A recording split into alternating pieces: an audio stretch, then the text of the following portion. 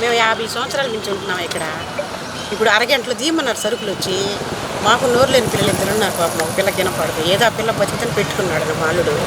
అప్పటికప్పటికి వచ్చి సరుకులన్నీ గందరగోళం చేసి గజిబిజిగా చేసి ఆడాడు పడేసిపోతే మేము ఎంతటోళ్ళం అయ్యా?